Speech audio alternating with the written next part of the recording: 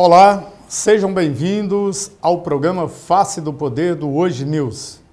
Nosso convidado dessa edição é o empresário presidente da Biplast, Associação Brasileira da Indústria do Plástico e ex-vice-presidente da Fiesp, Federação das Indústrias do Estado de São Paulo, José Ricardo Roriz Coelho.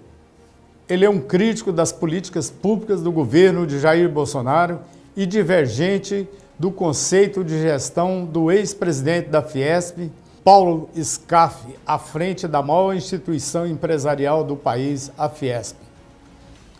Olá, Ricardo Roriz, obrigado pela gentileza em atender o nosso convite para conversarmos um pouco sobre a economia do país.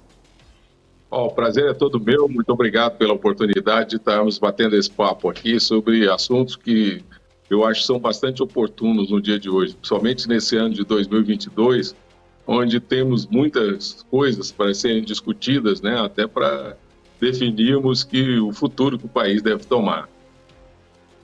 Ok, como é de praxe a gente conversar com o empresário, a primeira pergunta que vem assim, a pandemia prejudicou muito a economia brasileira, que já vinha se arrastando devido às políticas equivocadas e sem estratégias para médio e longo prazo. O senhor acredita que há esperança de recuperação com esses juros estratosféricos e inflação alta? Eu acho que vai ser um ano muito difícil, né? Nós temos o câmbio ainda muito alto, com dificuldades para diminuir a inflação, principalmente com os produtos que são importados, né? E a importação ficou mais cara, não só pelo câmbio, mas pelo valor dos fretes, container, etc. A própria taxa de juros, né, muito alta, para segurar um pouco a inflação, se bem que eu acho que não adianta aumentar a taxa de juros, porque não é uma inflação de alta demanda, é uma inflação principalmente pelo alto custo das commodities, né, no mercado internacional e num desarranjo entre a logística de entrega dessas commodities. Então, nós vamos ter um ano com uma certa dificuldade, até porque aqui no Brasil essa eleição ela está muito polarizada, a discussão ela não está focada em resolver os problemas do Brasil. Então, eu fico muito preocupado assim, com a atividade econômica desse ano e principalmente com a questão que é a mais grave no Brasil hoje, que é a distribuição de renda, né? Hoje você tem uma grande concentração de renda no Brasil e há 10 anos, praticamente, a nossa renda per capita continua a mesma. Então, as pessoas não têm dinheiro para comprar, as famílias endividadas e quando vão comprar, os produtos estão mais caros e com taxas de juros mais altas. Pegando esse gancho aí das dificuldades da indústria, inclusive com matéria-prima e tudo, e também aproveitando a oportunidade que o senhor é presidente da Biplast, o setor tem sofrido muitas críticas de ambientalistas, principalmente dos grupos engajados na proteção do meio ambiente. Mas o plástico, indiretamente, tem ajudado muito, contribuído muito na produção industrial e também no baixo custo que chega ao consumidor.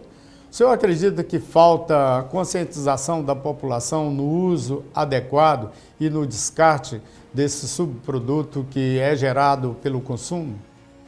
Eu participei de várias reuniões recentemente, como a Expo Dubai, a COP, né, onde se discutiu muito essa questão de transição energética e economia circular. Eu acho que o caminho para isso é economia circular, é você reaproveitar aqueles produtos que de uma certa forma já foram utilizados para que eles entrem no processo produtivo novamente. O plástico participa praticamente de toda a economia e 95% do PIB tem uma correlação com o uso do plástico. E o plástico ele está na agricultura, ele está nos produtos industriais, ele está no dia a dia das empresas, ele está nos automóveis, e ele entra muitas vezes para diminuir o preço do produto, porque você fazendo com plástico é mais barato, e também porque o plástico oferece muitas vezes uma vantagem técnica na sua utilização. como nos próprios automóveis, que aumentou muito a segurança dos automóveis e também eles consomem menos combustível. Na área de saúde, por exemplo, se não fosse o plástico, você teria um problema muito grande, porque o plástico, dentro de hospitais, ele é presente praticamente em todas as atividades, e como também a asepsia, para levar alimentação, ele serviu para embalar o delivery que foi entregue nas casas, o próprio álcool gel é embalado em plástico, as seringas de injeção que foram injetadas em bilhões de pessoas no mundo, as seringas são feitas de material plástico e uma agulha de aço. Então, assim, o que nós devemos fazer é ter uma conscientização que o plástico, quando ele for utilizado, ele deve ser encaminhado para a reciclagem. E o plástico é 100% reciclado. E nessa reciclagem, ele partir para a economia circular, onde ele pode ser reaproveitado na frente novamente. Bom, eu aí vou pegar o gancho novamente lá da nossa primeira pergunta sobre políticas públicas. O senhor tem esperança que um dia teremos uma reforma tributária justa e democrática, ao invés de remendos, que contribua no desenvolvimento econômico e social do país? Eu acho que muita coisa boa foi feita, como todo esse trabalho para baratear o preço do gás, a BR do Mar para diminuir o preço de cabotagem, e uma série de micro-reformas que foram realizadas e estão sendo implementadas para melhorar a competitividade do Brasil como um todo. Mas eu acho que o foco agora, eu acho que o governo se perdeu um pouco, porque o foco deveria ser numa reforma tributária ampla, uma reforma tributária que o país tivesse um sistema tributário igual que é lá fora, uma reforma administrativa. O tamanho do Estado no Brasil é exagerado e o serviço público de baixíssima qualidade, e com isso você tem que pagar cada vez mais impostos, né, para sustentar essa área administrativa do governo, que é muito maior do que de países que têm uma condição similar ao Brasil. E também privatizações, né? Você tem Correios, você tem a Eletrobras, você tem uma série de empresas que poderiam hoje estar no setor privado, onde seriam muito mais competitivas, onde seriam muito mais eficientes, onde teriam uma capacidade de investimento muito maior do que estando dentro do governo. E é nisso que eu acho que o governo errou. Eu acho que deveria ter um foco em privatizações, um foco na reforma administrativa e fazer urgentemente uma reforma tributária ampla aqui no Brasil. Sobre pena da gente continuar não crescendo, com um crescimento de PIB muito baixo, e a população cada vez com a renda menor se comparada a outros países que estão se desenvolvendo não só na área econômica, mas nos indicadores sociais, muito mais do que o Brasil. Ricardo, o senhor mencionou aí o baixo crescimento do PIB. Na sua percepção empresarial e também pela sua experiência como um ativista em defesa de uma economia de mercado mais, digamos, com menos amarras e mais livre, o senhor acredita que a política econômica de Jair Bolsonaro foi possível acertar em que ponto e onde ela mais errou? Eu acho que primeiro, aquele modelo de governo que nós tínhamos, né, ele estava muito contaminado aí pela corrupção. Os dois últimos anos do governo Dilma e o segundo mandato do governo Lula, né, ele foi muito ruim, foi até os responsáveis por essa situação que nós passamos hoje. Então, assim, eu acho que o grande acerto desse governo foi ter entrado logo na reforma previdenciária. E também você convencer a população, pelo menos em parte, da necessidade de a gente entrar numa economia de mercado, porque nós temos que promover o crescimento das empresas, nós temos que promover atividade econômica, e quem gera emprego, né, no final das contas, são as empresas. Então, você tem que fazer um grande esforço para que você tire as amarras, né, para a empresa se desenvolver.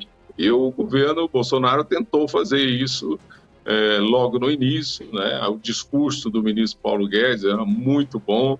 Eu acho que todos nós, empresários, né, estávamos alinhados com o discurso do ministro Paulo Guedes. Agora, o que se perdeu é com todo esse alinhamento que deve ser feito para que a população, para que o Congresso entenda da necessidade aí dessas mudanças. E o que não foi feito? Eu acho que o grande problema desse governo é criar uma crise cada dia e ter uma falta de foco no que é mais importante, como eu falei na pergunta anterior, que é uma reforma administrativa, uma reforma tributária e as privatizações. Né? Esse que eu acho que deveria ser o grande foco desse governo e seria um legado muito importante do atual presidente, né, para as próximas gerações. Bom, o senhor, digamos assim, nada contra a maré da atual gestão da Fiesp, do qual o senhor é vice-presidente. A instituição sempre teve um papel relevante na formulação de políticas públicas, ou pelo menos pressionar o poder central para que a economia tomasse um rumo. Ultimamente, a gente tem visto assim pouca atuação efetiva da Fiesp junto aos governos, tanto no governo anterior como no atual. Parece que a instituição, com todo o seu peso, com todo o PIB que ela representa, perdeu relevância. Isso procede ou é um delírio do jornalista perguntando coisas que ele pouco sabe de bastidor? Eu participei como segundo vice-presidente da última da gestão da Fiesp, como, né, de algumas outras, não na função de vice-presidente. Eu fui um crítico da gestão do ex-presidente Paulo Scaff, justamente porque eu acho que ele estava muito mais preocupado, né, numa agenda pessoal do que numa agenda da indústria. A agenda da indústria, ela cobra eficiência, ela cobra qualidade de serviços públicos, ela cobra que o país seja mais competitivo, ela cobra que a gente tenha uma aceleração do crescimento econômico, ela cobra que nós devemos exportar mais. E não era o foco do ex-presidente Paulo Scaff. Então, eu fui um crítico disso, participei da disputa eleitoral, inclusive no Ciesp. O Ciesp são os empresários diretamente e a Fiesp são os sindicatos. Tivemos mais de 40% dos votos no Ciesp, que mostrou que o empresário ele quer mudanças, mudanças no sentido de que o nosso partido dos empresários é a indústria, né? Eu acho que quando a gente mistura uma agenda pessoal para usar a instituição para alçar querer ser candidato a governador, senador, o que seja lá o que for, usando a instituição, é muito ruim. Eu não vejo nada contra o empresário querer se candidatar, eu não vejo nada contra o empresário querer participar da política, mas eu sou literalmente contra o empresário usar a instituição para seu projeto político pessoal. Ok. Bom, chegamos ao final de nossa conversa hoje. Como não poderia deixar de perguntar sobre as divergências, e o senhor bem explicou isso, o senhor teve com o Scaff, que já que é uma nova diretoria que assumiu agora, mas eu tenho uma pergunta. Fala-se, pelo menos a gente lê aí nas entrelinhas ou em algumas colunas, que a atual diretoria da Fiesp tem um alinhamento mais próximo do PT e dos partidos de esquerda. Isso procede ou está dentro do que o senhor acabou de dizer, que o empresário o partido dele é as empresas?